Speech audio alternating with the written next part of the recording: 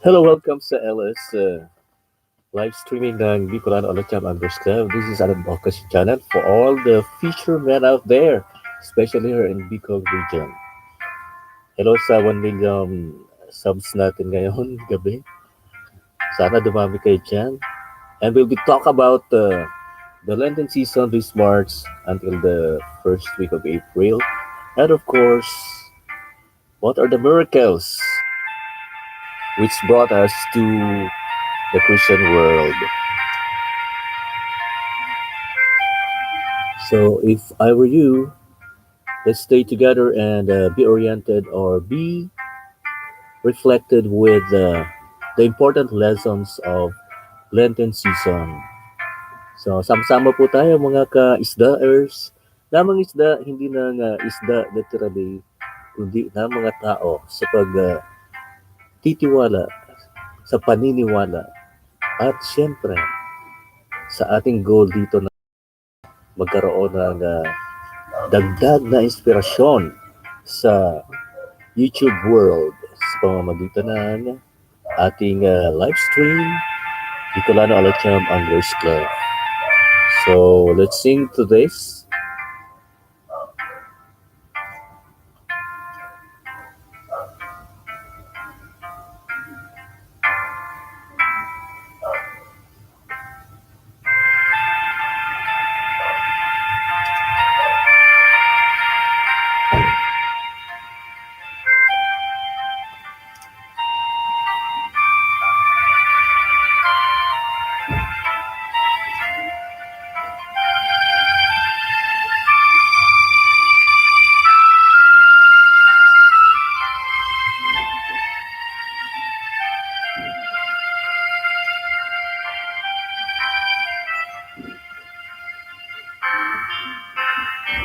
All that I am,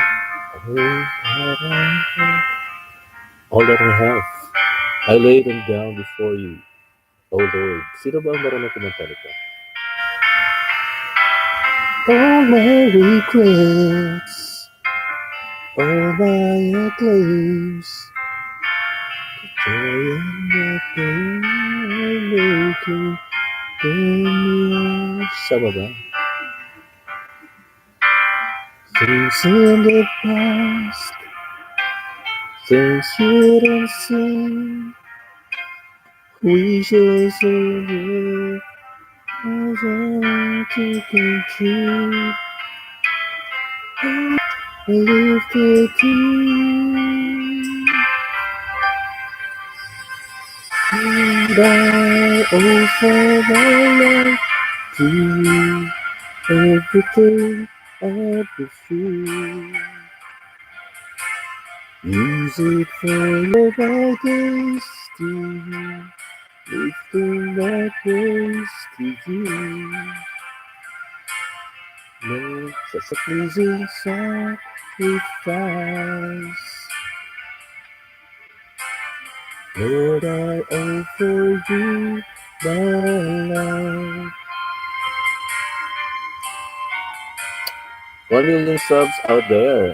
Good evening. All that I am, all that I have, I lay them down before you, oh Lord.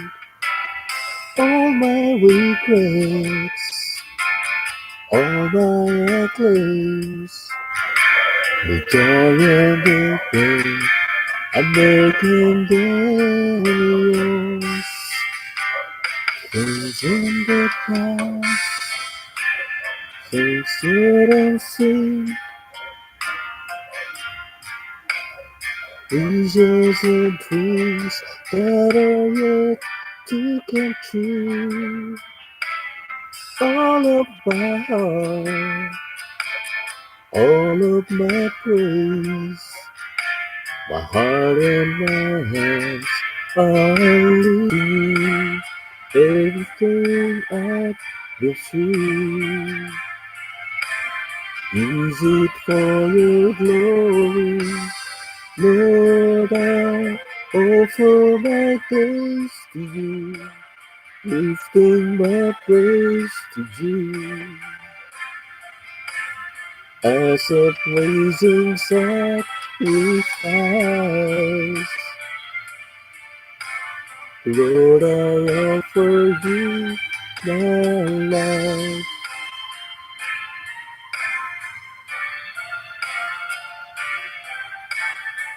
Lord, I offer my life to you. Everything I've been through. Lord, I offer my days to you. Lifting my praise to you. Lifting my praise to you as a pleasing sacrifice.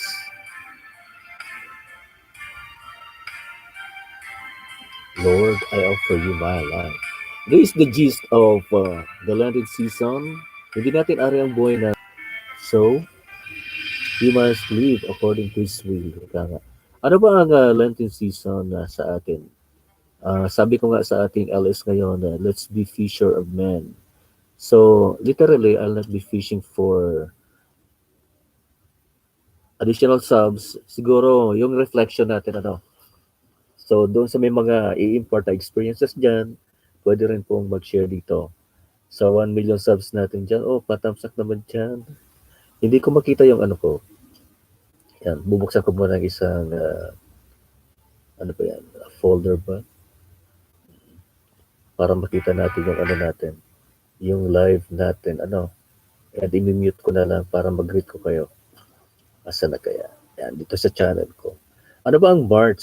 Kasi simula lang ng March. March 1? Yes. Yan. Birthday pala ng aking sister ngayon, kapatid. Kapatid talaga, no? Si Ate Rofi Alcala Camacho. Happy birthday sa you, sis, and may you have more birthdays to come. More blessings to your family. Nasa Metro Manila po siya. Unluckily talaga. Anyways, ano na siya, kumbaga, solo na lang sa buhay kasi biglang nawala. Nagpaalam si kuya. Unannouncedly, due to health reasons, ano, sa ibang bansa pa. So, eto na yung live streaming natin. Ano kaya? Tingnan nga natin. Ano ba ang March sa inyo? March, Lenten season. Kahapon pala, nagkaroon kami ng fishing adventure sa isang bayan dito. Yun na yun. Ayun. I-mute lang natin kasi baka mag-feedback, no? Ayan. One is watching now. Thank you so much sa'yo. Mag-thumbs up ka naman dyan. Kung sino ka man po, peace be with you. Ikaw nga. Ayun. Eto na, yung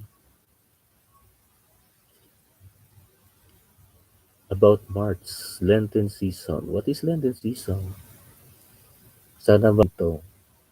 Yung proper way of preparing proper fish pala ay yung laman lang talagang kukunin mo, yung innards niya, yung mga lamang-loob hindi na.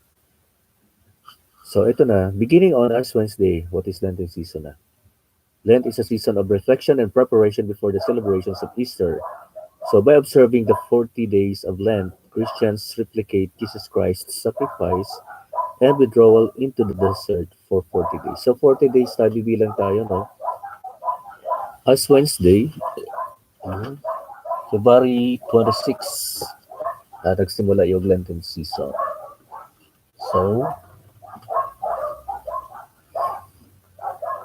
40 days po siya.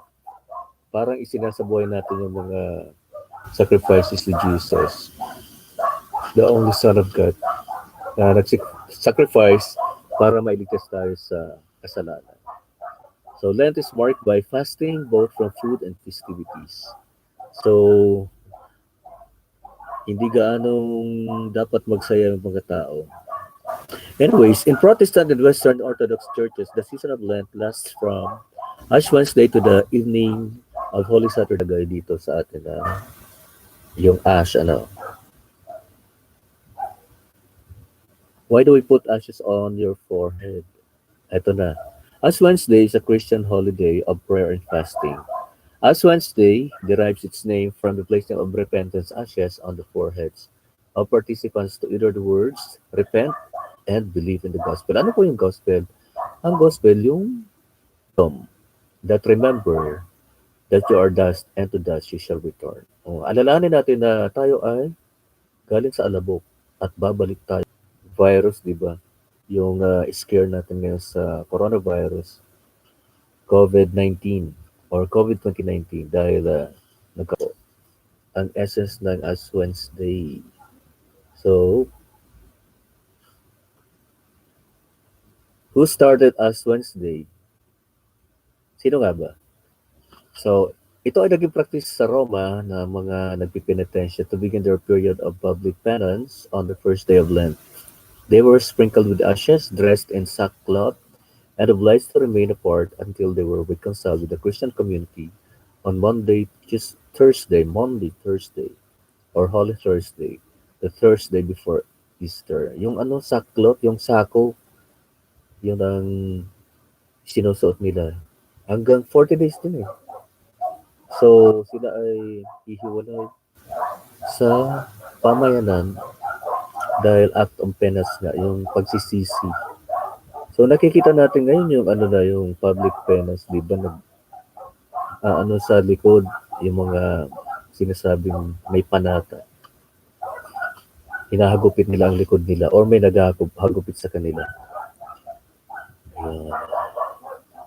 Lent or Latin Quadragesima. That begins on last Wednesday and ends approximately 6 weeks later before Easter Sunday. Yan po. Sa two-time soccer natin dyan, thank you so much sa 2 million viewers. Hello. Ayan po, sabi ko nga dito sa ating purpose ng LS na to, reflections on Lenten season, sharing experiences on fishing and helping subscribers gain 1K bananas and 4K watch hours plus karaoke music. Dahil Sunday naman, panahon ng pagninilay-nilay, sabi niya. Yung isa, Lord, I offer my life to you. Ayan. Eto na. Yung mga kinakanta namin sa church noon. Pag Sunday Mass. Ayan. Ito.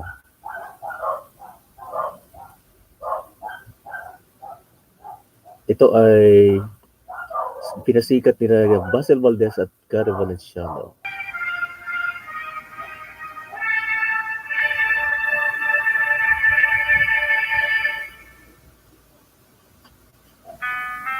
Lead me, Lord.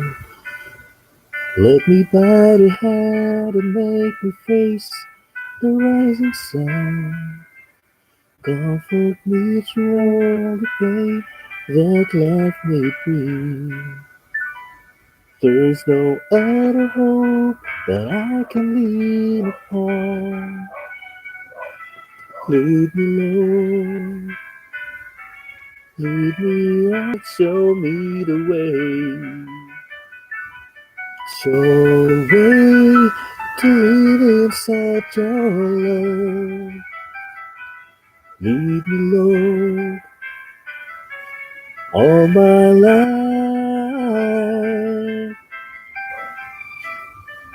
You are my life. You're the lamp upon my feet, all through my life. Lead me, Lord.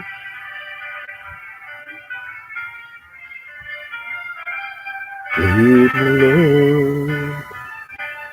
Even though at times I'd rather go along my way. Help me take the right direction.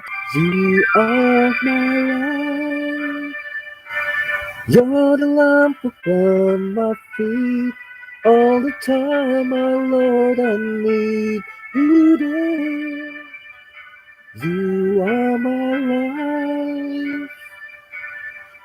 I cannot live alone. Let me stay by your gate.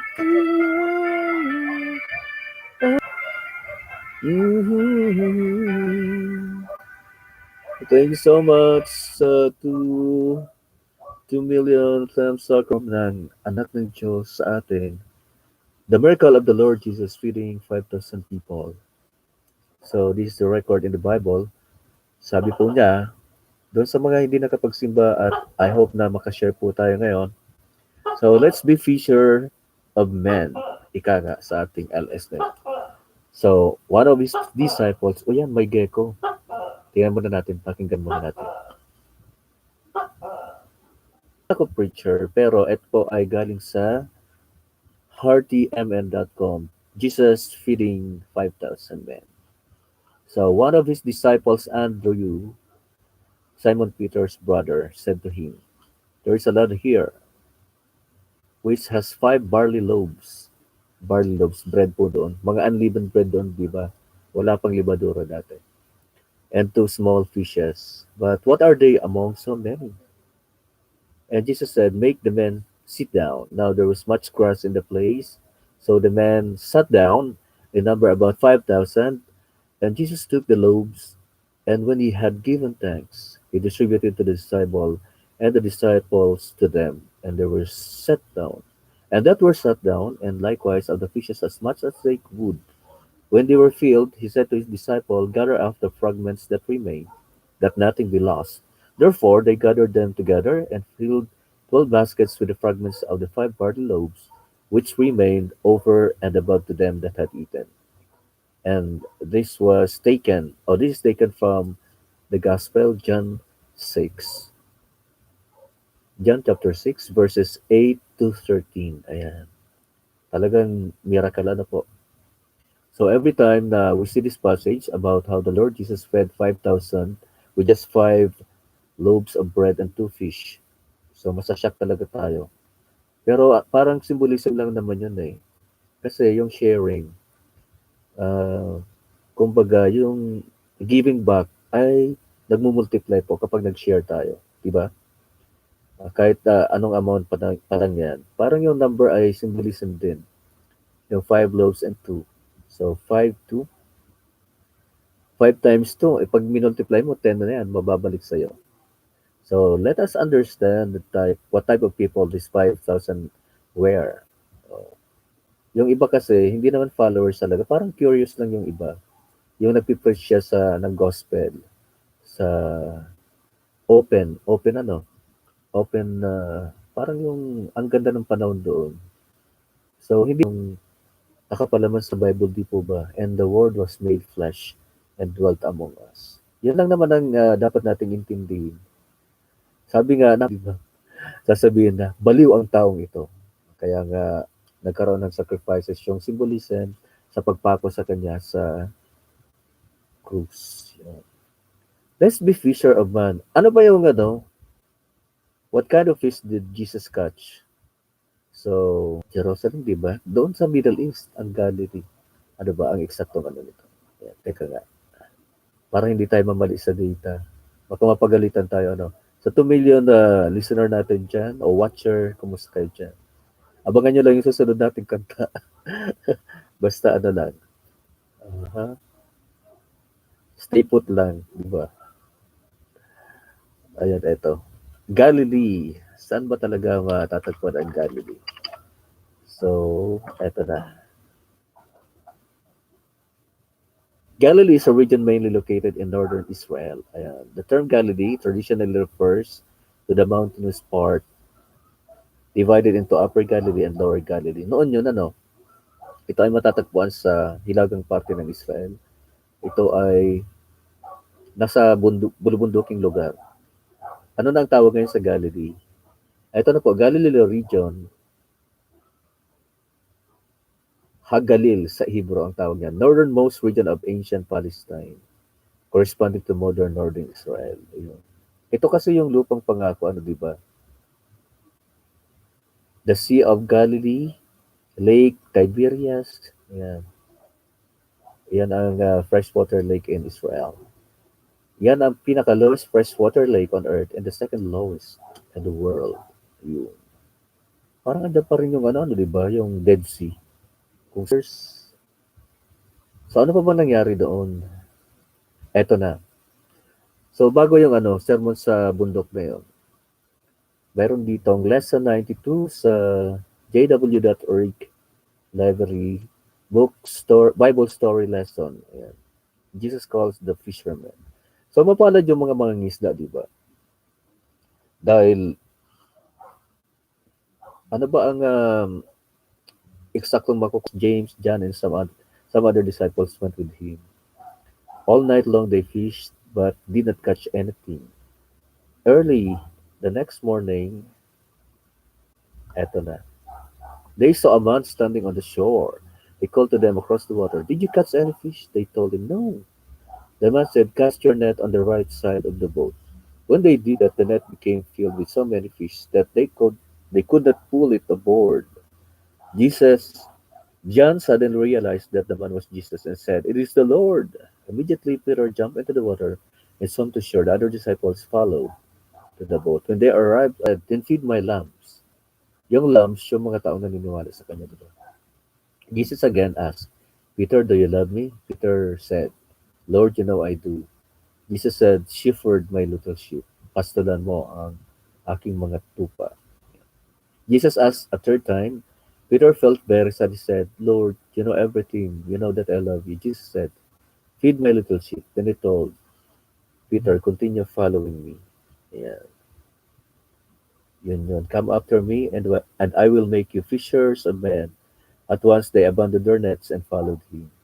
Matthew 4:19-20. So anybody can be fishers of men. Hindi lang yung may mga pinag-aralan, kahit na yung wala.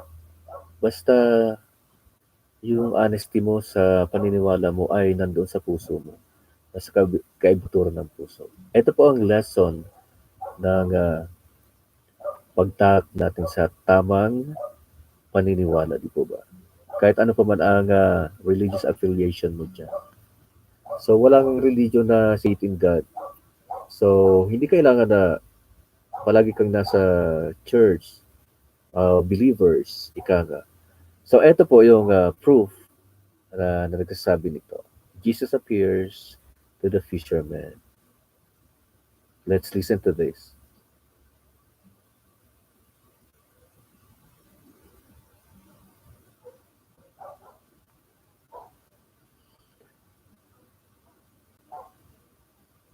After Jesus appeared to the apostles, Peter decided to go fishing in the Sea of Galilee. Thomas, James, John, and some other disciples went with him ashore. He called to them across the water, "Did you catch any fish?" They told him, "No." The man said, "Cast your net on the right side of the boat." When they did that, the net became filled with so many fish that they could not pull it aboard. John suddenly realized that the man was Jesus and said, "It is the Lord." Immediately Peter jumped into the water and swam to shore. The other disciples followed in the boat. When they arrived at the beach, they saw bread and fish cooking on a fire. Jesus told them to bring some of their fish to add to the meal. Then he said, "Come and have breakfast." After they finished breakfast, Jesus asked Peter, "Do you love me more than fishing?" Peter said, "Yes, Lord, you know I do." Jesus said, "Then feed my lambs." Jesus asked a third time. Peter felt very sad. He said, "Lord, you know everything." Jesus said, "Feed my little sheep." Then he told Peter, "Continue following me." Jesus said to them, "Come after me, and I will make you fishers of men." At once they abandoned their nets and followed him. Matthew 4 three times asked Peter, "Do you love me?" John 21, 1 through 19 and 25, and Acts 1, 1 through 3.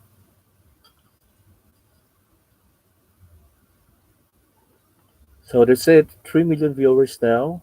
And thank you for that audio presentation from the lesson 92 of JW.org.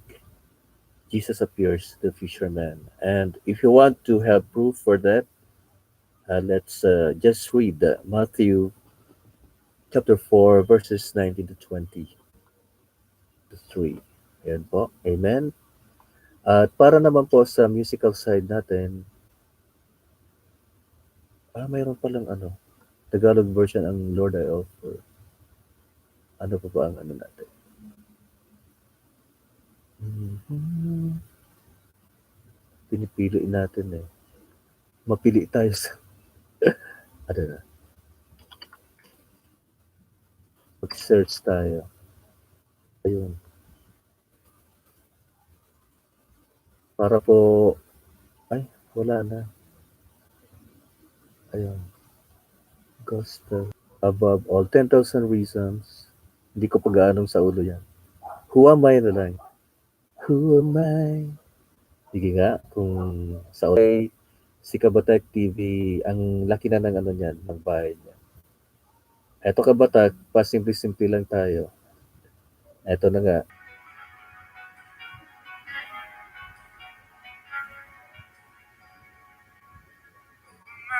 Oh, mayroon palang ano. Ayan. Sabayin ko na lang.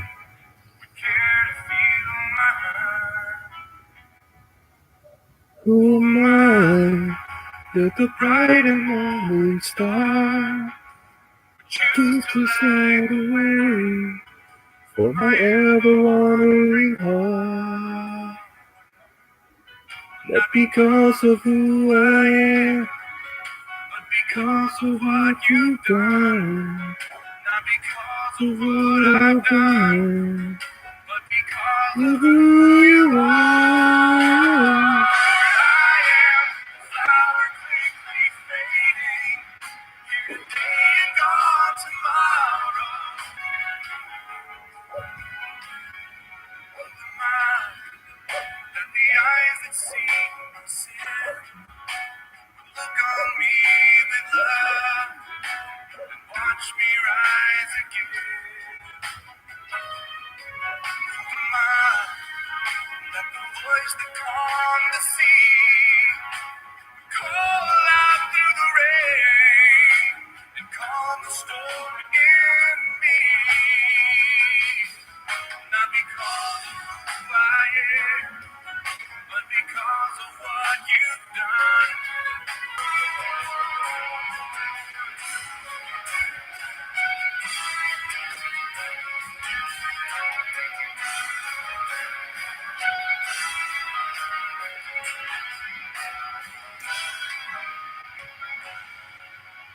Because of who I am, but because of what you've done. Not because of what I've done, but because of you. Whom shall I fear? Whom shall I fear? 'Cause I am yours. I am yours.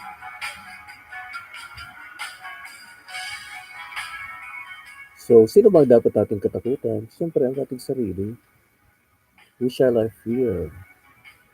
Kung naniniwala ka sa Diyan, hindi ka na matatakot. So, patuloy po tayo sa ating reflection session dito sa ating LS ngayong Lenten season. 40 days, di po ba? Nagsimula as Wednesday, February 26. Yes. At magtatapos yan April 9 ngayong 2020.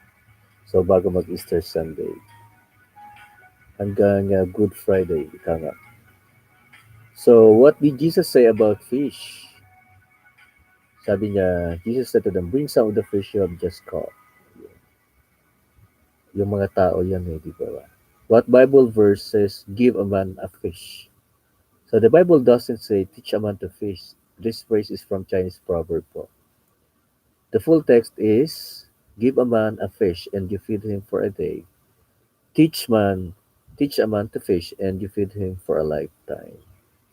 So halimbawa, may mga ibang tao na i-discourage tayo na magbigay ng limos o kaya ng tulong sa kapwa natin. Halimbawa, nakikita natin na talagang ikaw ay tutulungan natin. Di po ba? Sabi nga,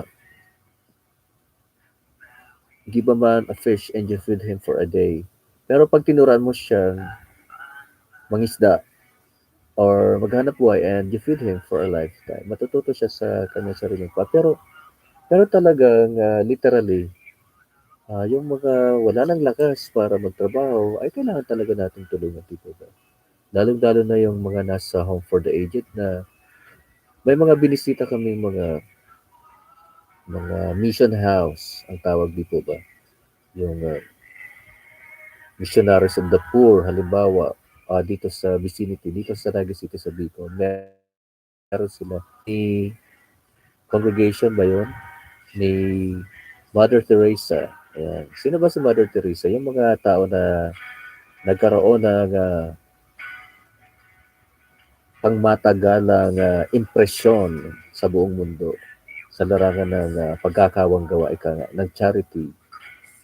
Ayan, sa Mother Teresa. Alalahanin natin ang buhay ni Mother Teresa kung sino siya. Ayan, eto siya. Siya po ay of Albanian descent. Sinilang siya doon sa Macedonia, sa Europe. And having taught in India for 17 years po siyang nanirahan sa India. Yeah. Mother Teresa experienced her call within a call in 1946. So, in 1979, Mother Teresa received the received the Peace Prize for humanitarian work. 1983. Yun.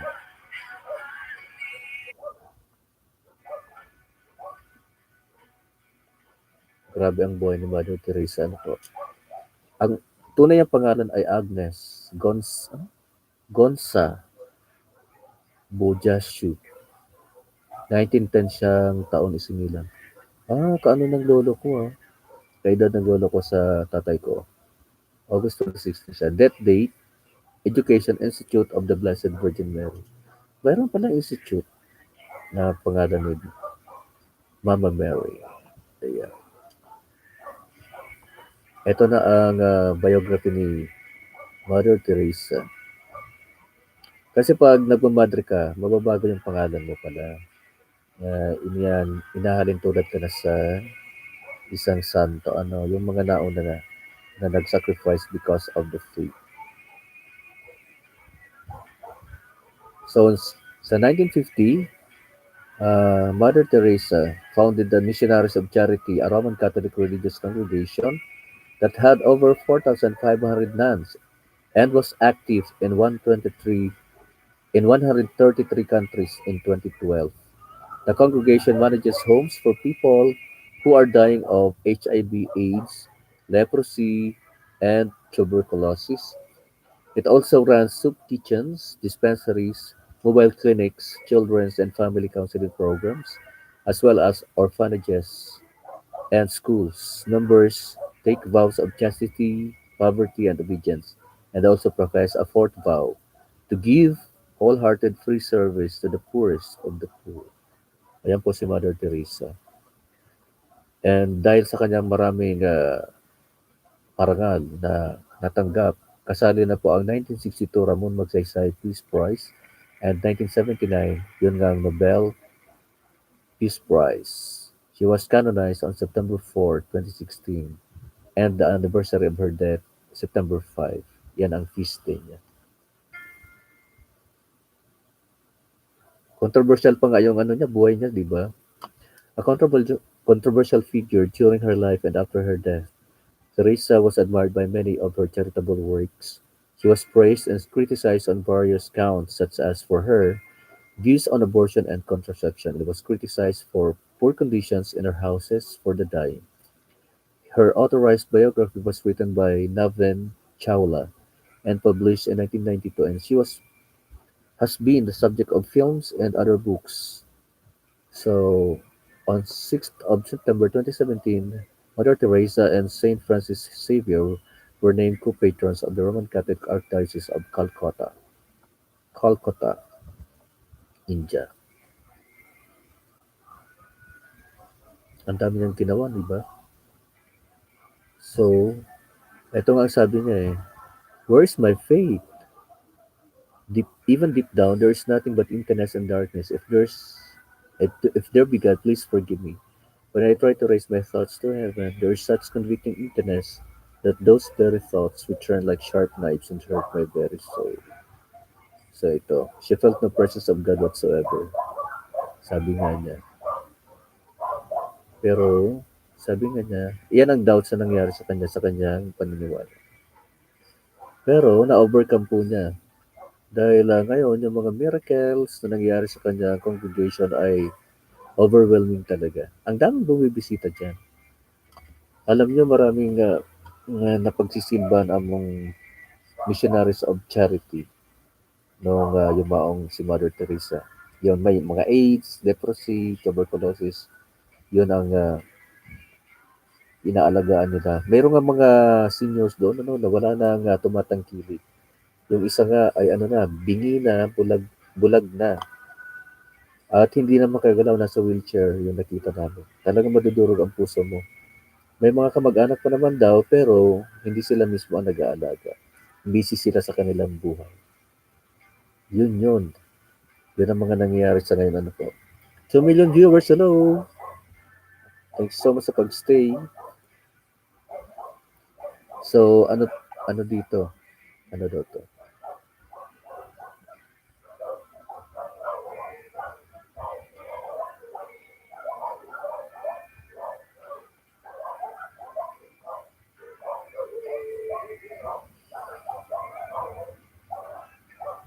Nag-post lang tayo dahil may mga binabasa tayong mga messages sa messenger. Ano.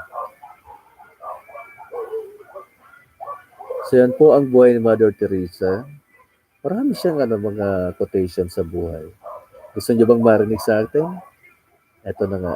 Quotes, quotable quotes ni Mother Teresa.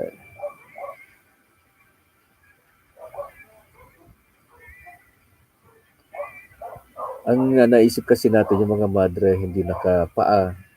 Yung congregation nila ay minsan nakapaa yan. Nakapaa ang mga yan. Eh.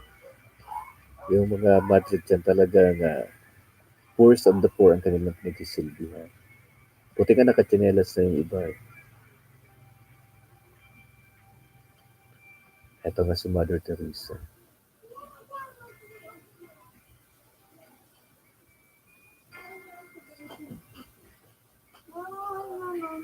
Yung legacy niya,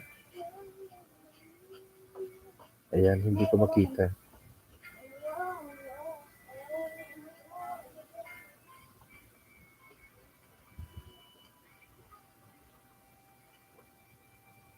Basta, ano talaga niya, ina-advocate niya yung no to abortion at ano pa ba?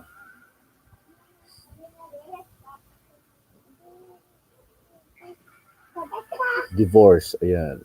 And remarriage. Kasi naniniwala siya na pinag-isang dibdib na hindi na kailangan maghiwalay pa, diba? Kasi nangako tayo sa buong may kapal through the church. Ano? Ito nga, ang kanyang calling ay call within a call that would forever transform her life. Ito na yun. Napili niya yung Calcutta dahil nga ito ang poorest and sickest people na sa slums o squatter na area doon sa India. Yun ang simula ng kanyang advocacy sa pagtulong sa poorest of the poor, yung mga nasa laylayan na po. Ano. Nagkaroon siya ng paglilingkod doon, nagpatayo ng basic medical training para sa mga tao. Ayun. Tapos yung mga tinatawag na unwanted, the unloved, and uncared for ay inalagaan talaga niya doon sa lugar na yon ng Calcutta. So nagkaroon siya ng St. Mary's School, Missionaries of Charity. Ang dami niyang pinuntang lugar para lamang mailabi niya sa mga politician yung kanyang charity. So ang dami. No? So yan po ang buhay niya. Siya po ay isa lamang example ng tao na naging fisher of men. So in other words, Mother Teresa is one example of a true fisher. Nangingisda siya talaga. Nangingisda ng mga tao na Yung mga nawala na ng pag-asa ay kanyang tinulungan niya na maniwalang muli sa poong may kapal. And that's what they call the call within a call. Ayan po. At para sa atin ng mga musika, eto nga.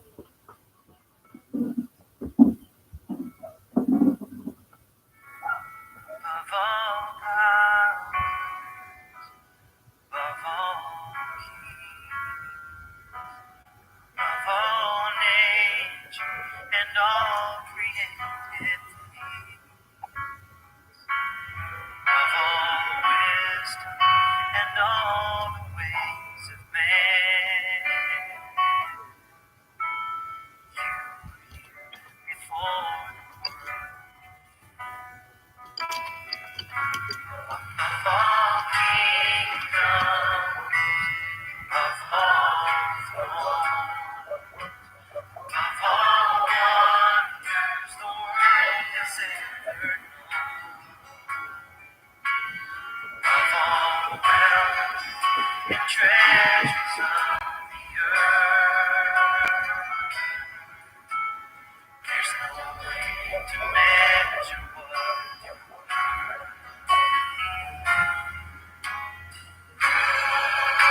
crucified, laid behind the stone. You live to die, rejected and alone, like a rose, trampled on the ground. You took thought of me above all.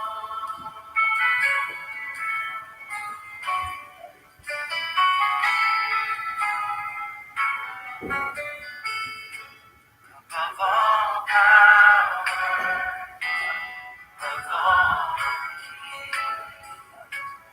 of all nature and all created things, of all wisdom and all the ways of man. Before of all kingdoms, of all thrones, of all wonders the world has ever known, and treasures of the earth.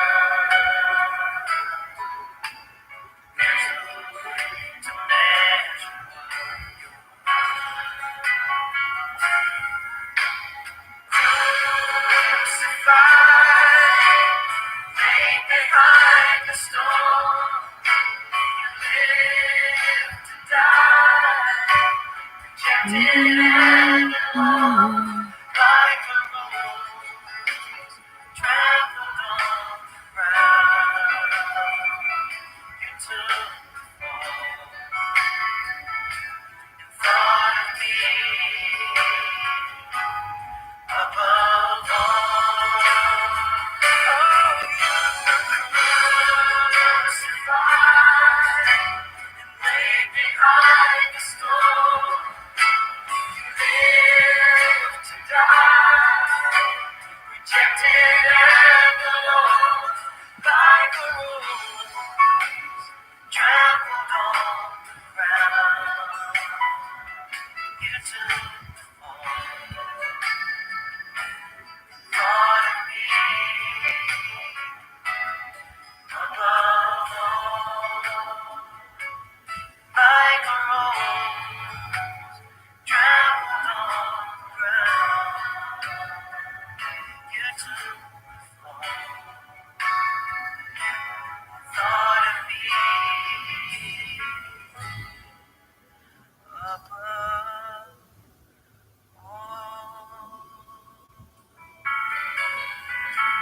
There you have it, folks. Above all by Leonard LeBlanc. Mm-mm. Ang gandang awitin, ha? Above all, higit sa lahat. So, what did Jesus say about fish? Ay, ano yun? Na ano na natin? I-review na lang natin. Ano po? Oh my God. Ano yun? Uh, ano yun? Commercial. Bawal sa atin. Ano? Hindi pa tayo mo. Baka ma-detect tayo. 1 million viewers natin. Hindi mo bibitaw. Pusa ka dyan. So, why are there 153 fish in John? 153? Na-mention ba?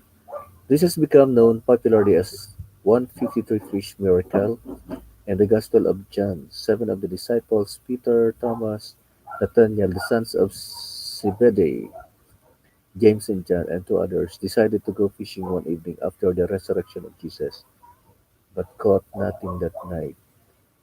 Yeah. So eto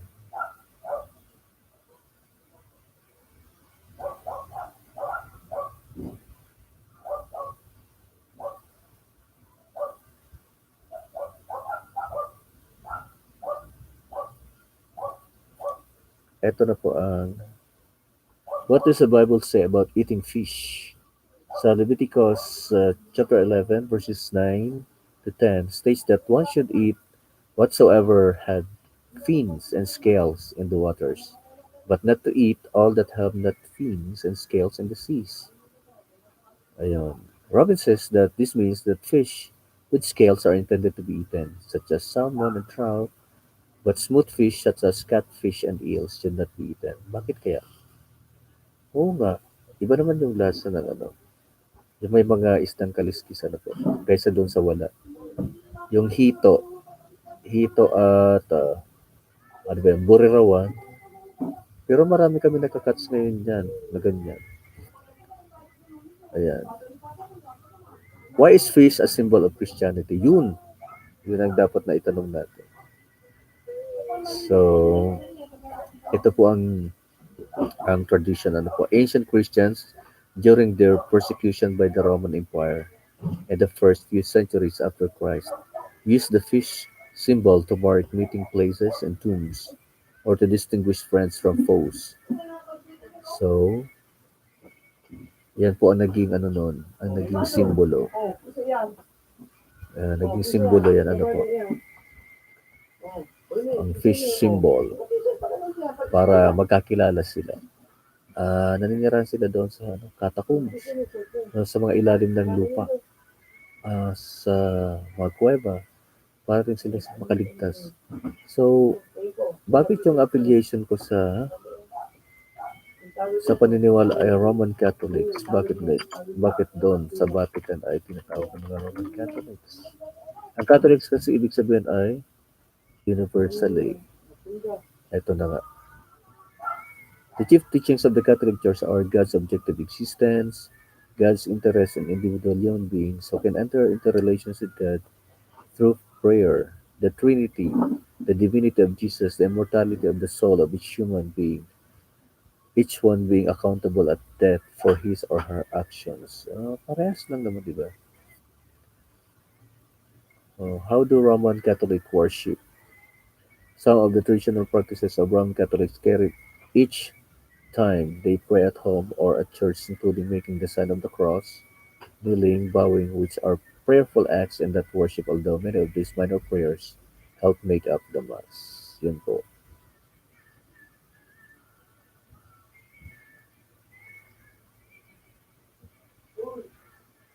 So yan. Marami pang katanungan ano. So again, let's fish for men, as Jesus said to his disciples, Simon Peter and the like. Ayan po. What time of the day is best to go fishing? Ayan. Anong oras daw? In summer, the best time of day to fish are early morning and late evening. In the spring or fall, it's best to go out around dusk. Yan po ang nangyayari ano po. Early morning saka late evening. Karaniwan dyan na nagsilabasan yung mga isda. Dapat talaga. Kasi pag yung may araw na, parang wala na rin sila doon sa kanilang ano, fishing grounds. ay feeding grounds, di ba? Tapos na sila manginain. What good?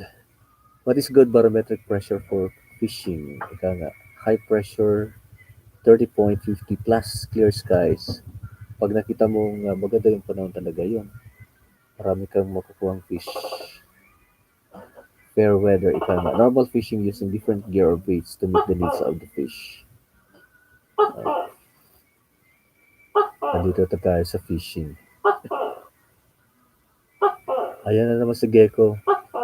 Nagsisignify na ano na tayo. Nag-graduate na tayo. Siguro ito na nga pang tapos natin. Konti lang and with all I am. Ayan, ang daming magandang awitin dito. Ayan, pili pa tayo dito ng mga awitin para po sa inyo. Ano ko ba yung ano ko? Yung aking kakantahin sa inyo. Ayan, gospel songs. Gospel songs. Karaoke. And there I am. Ang hirap hanapin. And there I am. Ayan po. Gospel songs. Ay, ito na. Gospel songs. Karaoke. What a beautiful name. Still give thanks above all. Amazing grace. How great thou art. Ayun. Maganda. Who am I karaoke? 10,000 reasons. Dakilang katapatan. Ako'y binago niya. Ang dami magandang awitin dito. Ito. Still. Maganda dito. The power of your love. Ang ganda. Pero hindi ko ganong familiar. Ang ano ko lang itong How Great Thou Art. How Great Thou Art. Para po sa inyo, pang tapos natin ngayon. Thanks so much for staying. Lalo-lalo na si Kabatak TV na very busy. Ito naman ang para sa inyo. Dito pa rin sa ating LS ngayong Sunday. It's March 1. Sa ating birthday celebrators ngayon, happy birthday. Sa mga may kalungkutan sa buhay, oo nga pala. Rest in peace, Manong Jo. Ayan ngayon, inatake sa puso. Prayers po natin sa kababayan natin sa Minalaba. Bilang bigla ano po. Bata pa siya, pero nagpaalam na siya. Eto na po, para sa inyo.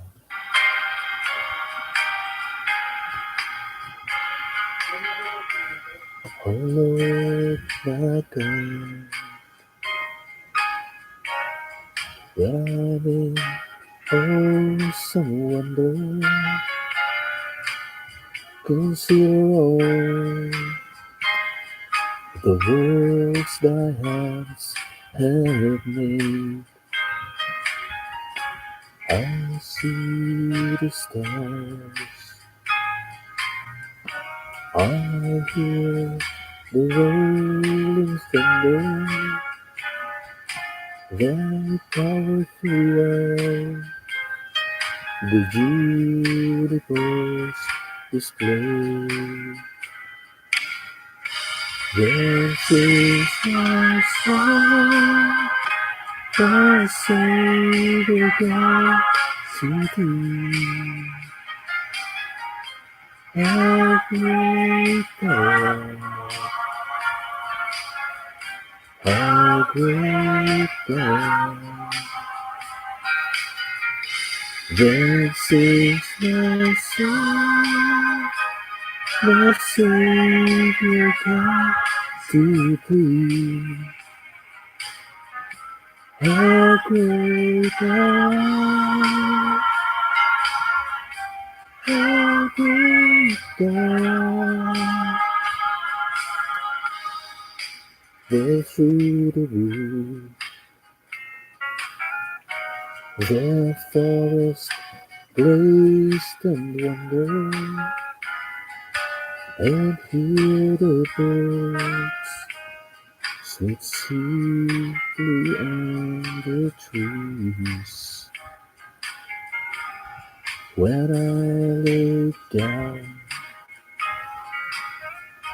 from lofty mountain grandeur, and hear the breeze, and feel the gentle breeze, then sings my song, my Savior God to thee. How great thou art, how great thou art. Then sings my song, my Savior God to thee. How great thou art, how great thou art. When Christ shall come with shout of acclamation and take my home, what joy shall fill my heart, that I shall bow in humble adoration as I proclaim, my God, how great thou art. Then sings my soul, my Savior God to thee. How great thou art, how great thou art. Then sings my soul, my Savior God to thee. How great thou art, how great thou art, how great thou art, how great thou art. Well, that's all, folks. I hope you had a great time listening to the reflections of Lenten season this March 2020 until April 9, 2020. And be humble always. Let's be fishers of men. Thank you so much for tuning in to BAAC Bicolana Alacham Anglers Club live stream this Sunday, March 1st, 2020. Bye bye for now. See you next LS.